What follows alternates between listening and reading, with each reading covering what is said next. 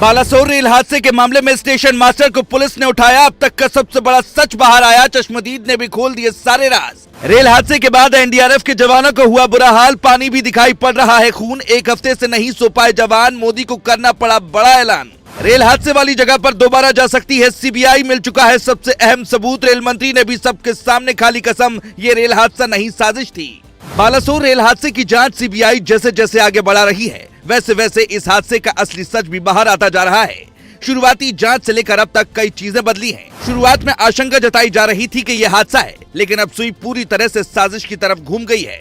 Media report में दावा किया जा रहा है कि पटरी पर लगा सिग्नल खराब नहीं था, बल्कि उसे खराब किया गया था। इसका सीधा सा मतलब है कि इस हादसे की बाकायदा स्क्रिप्ट लिखी गई, तभी तो इस हादसे में करीब 300 लोगों ने अपनी जान गंवा दी, जबकि 1100 से ज्यादा लोग घायल हो गए। भारतीय इतिहास में शायद ये इस सदी का सबसे बड़ा हादसा भी हो सकता है। हादसे के बाद वहां चश्मदीदों ने जो मंजर देखा, उसको बताते हुए भी उनका कलेजा कांप रहा है। जिस वक्त बालासोर में ट्रेन हादसे का शिकार हुई थी, आसपास के लोग तुरंत इकट्ठा होकर ट्रेन के अंदर फंसे लोगों की मदद कर रहे थे, लेकिन पहले किसे बचाया जाए ये सोच पाना उनके लिए भी बहुत मुश्किल था। कोई उनकी आंखों के सामने ही दम तोड़ रहा था, तो कोई चीख कर कह रहा था कि मुझे बचा लो, मैं मर जाऊंगा।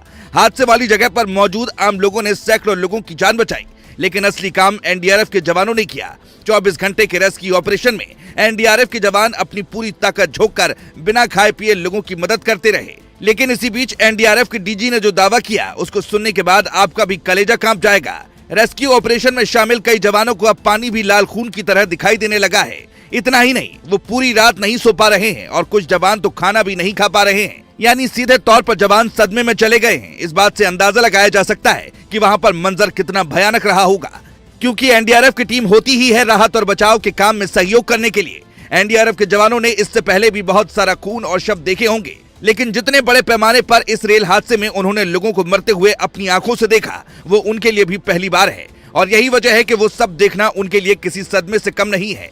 इसीलिए बस दुआ ही की जा सकती है कि ऐसे जांबाज जवान जल्द ठीक हो जाएं।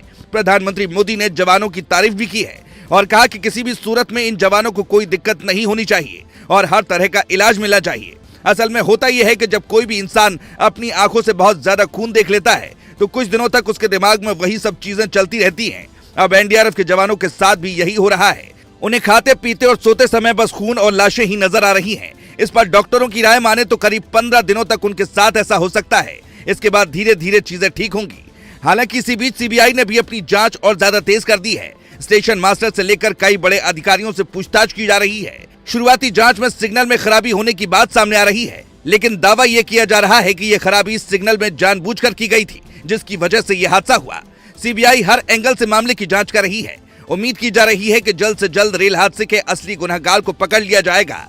रेल हादसे के जिम्मेदार आदमी को कैसी सजा मिलनी चाहिए, कमेंट में जरूर बताएं। Bureau report.